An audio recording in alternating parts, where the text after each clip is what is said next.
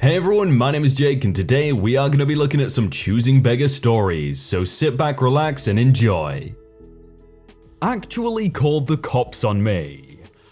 I do freelance IT work for people, and that oftentimes requires building a computer.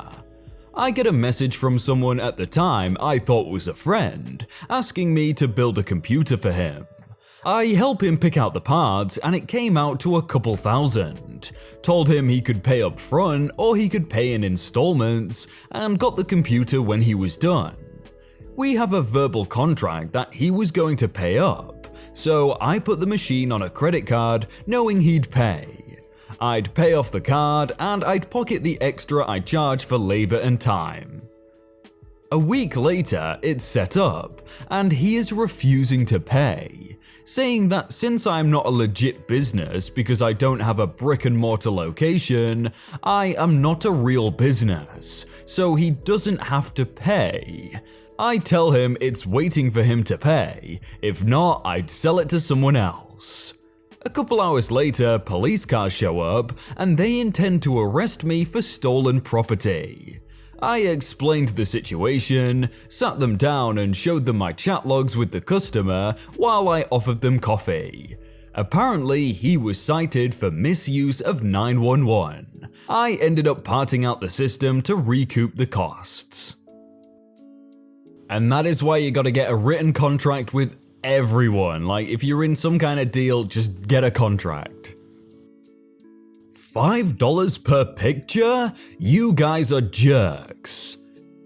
We run a motorsports photography business, shooting mostly tourists from the roadside who visit a fairly well-known motorcycle and driving enthusiast road near where we live.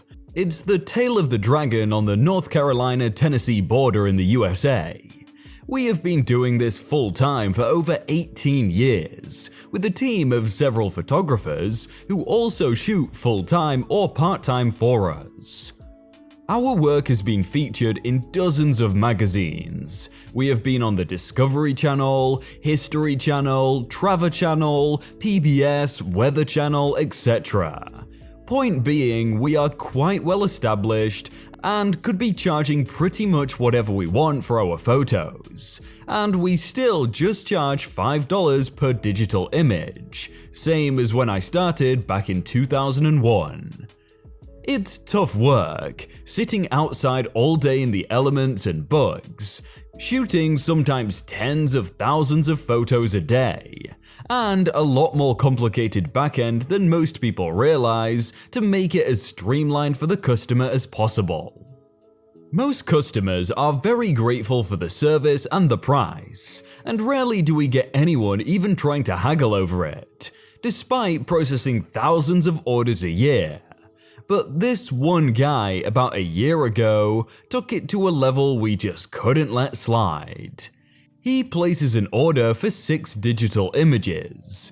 Then, in the comments of the order, he writes, "I am going to purchase them, but you are a dang ripoff. $5 per picture? You guys are jerks. They aren't worth that. I just want high quality photos just like they are without the words. When do I get the downloads?" The words he's referring to is the watermark over the photos in the online store. Now, my wife fills most orders, and she is pretty sensitive to criticism already, especially of our business. So needless to say, she came to me very upset over this comment. We made the decision right then that we did not need this jerk's business, so we sent the following response. "Hi blank, due to the offensive language and comments left with the order, we are exercising our right to refuse service. We have cancelled and refunded your order, removed all photos of you from our online store, and also deleted all of your photos from our storage racks. Have a wonderful day." Immediately after sending, it bounces back with a failure message that this user does not have an account at this domain. Shocker, he entered his email address incorrectly when he ordered. There was no other means of contacting him at this point, as no phone number was given on the order, so we chuckle at his stupidity and wait for him to figure it out. A few days pass and we get this train wreck. The subject: where's my freaking downloads that I paid for? The message: where's my freaking downloads, jerks? I give you my credit card information and pay you over a week ago, and I still have no downloads, jerks. I am about to cancel my credit card payment. I did not get another email after I paid you, you freaking con artists.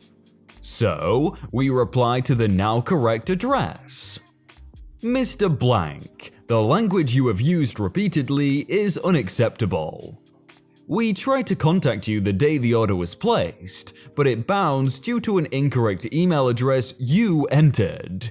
To let you know that your order has been cancelled and refunded, your photos have been removed from our online store and deleted from our storage racks. The money is probably already back in your account by now. We do not wish to do business with you. See the original email below. The previous email was pasted. His reply: you jerks, I did not want the order cancelled, I just think you are charging too much, but I still want my photos.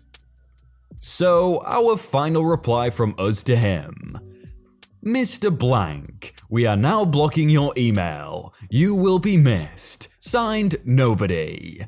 At which point we blocked him and never heard back, of course. And that, my friends, is my story of the worst customer we have had in 18 years of business. Have a wonderful day. The ending there of Signed Nobody is just perfect.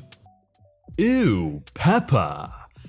So, once a long time ago, I ended up with a perfect steak, potatoes, and vegetable meal in a to-go box because the person who ordered it had to suddenly leave for an emergency and paid for it anyway, saying I could keep it since they had to bail on me. So, I am walking across a bridge in the middle of winter to get home, and there is a homeless guy on the walkway of the bridge begging for money and shivering in the cold. I decided they needed the food more than I did, and it was still hot and had utensils in the bag, so it should be perfect. I stop as I am walking past and tell him what the meal is and hand the bag to him. He says thank you and is all smiles until he opens it up. His entire face drops and he just says 2 words. Ooh, Pepper. Then he hands the whole thing back to me and tells me he doesn't want it. I ask why. He says pepper is gross, and since it came with pepper on the potatoes and probably the steak as well, he didn't want it. I took the meal back and wrapped it up and started to leave as he was telling me that I needed to get him something else or just give him money. I tell him no and just walk away to the sounds of him calling me rude and a bunch of other nonsense. I had to walk across that bridge frequently, and for the next 3 days he would yell at me about giving him something because I owed him, while aggressively shaking his change cup to get his point across. I was surprised the coins didn't fly out from how hard he was shaking it, honestly. I went out of my way to avoid him, and when I went back across the bridge a few weeks later, he was no longer there.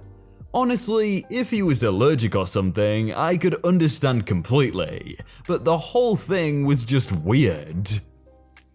Well, I mean, if he was allergic, I don't think he would have said, ooh, pepper. He probably would have said, oh, sorry about that, but I'm actually allergic to pepper, or something along those lines. This is terrible service. I want to see your boss.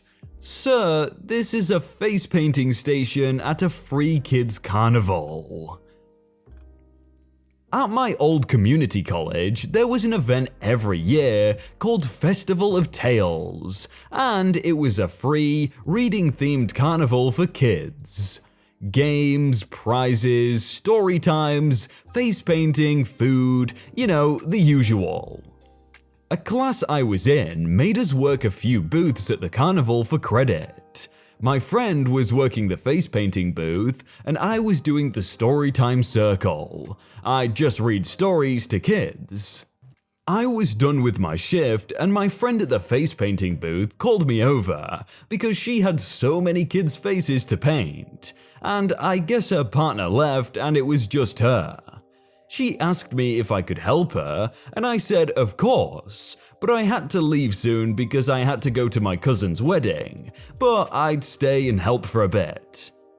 I am a graphic design artist, and not to pat myself on the back, but I am pretty good at what I do. But what these kids were requesting were extremely detailed and hard pieces in such a short amount of time. This one little girl requested I paint a unicorn kitty with wings flying through a rainbow cloud. And of course, when I was almost done painting that, she rubbed her hand across her face and ruined it. The line for the face painting booth wrapped all the way around inside the building and continued outside the door. I guess the reason why it was so popular is because it was free.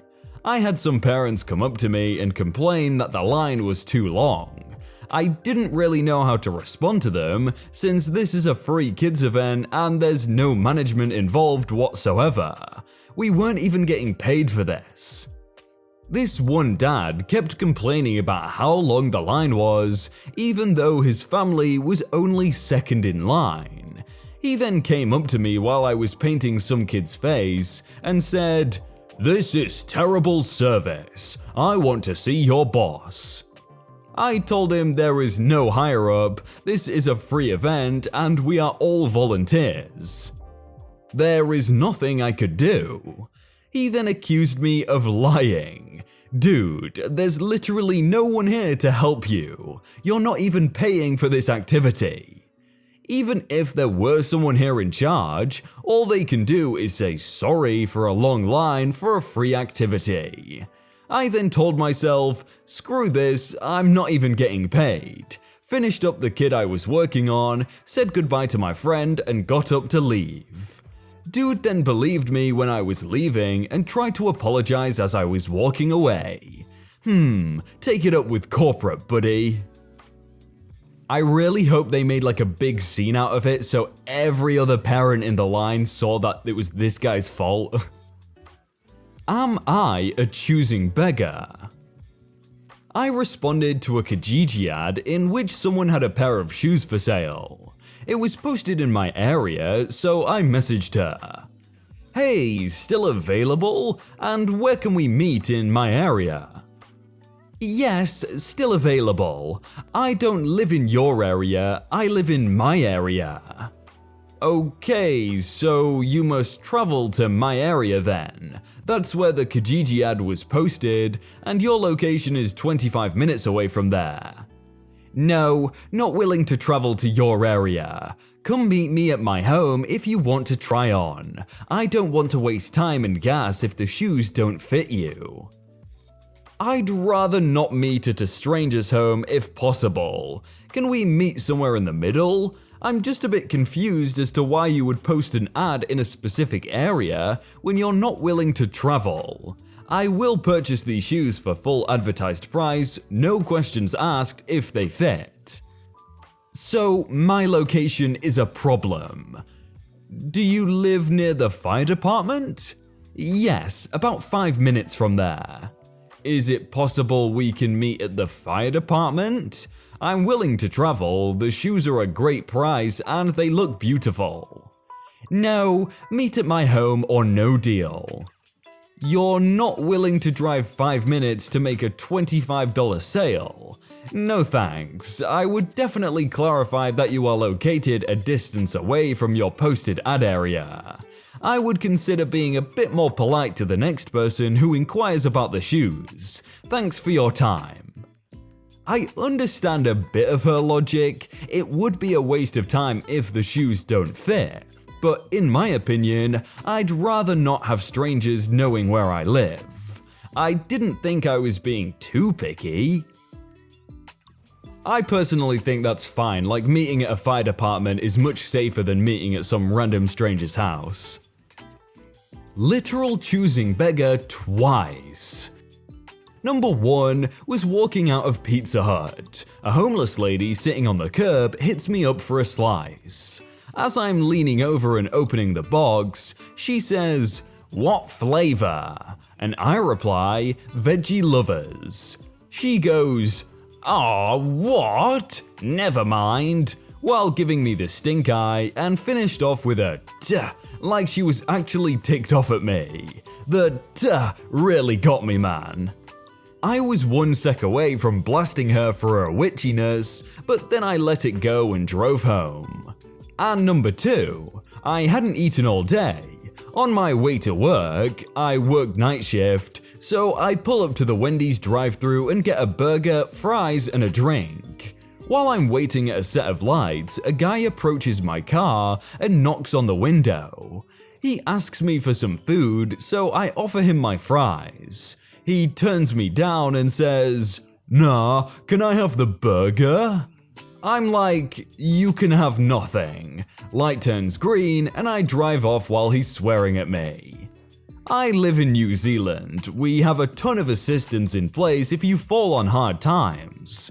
Homelessness is a choice here. Either that or you have mental health issues. No one is homeless because of lack of money.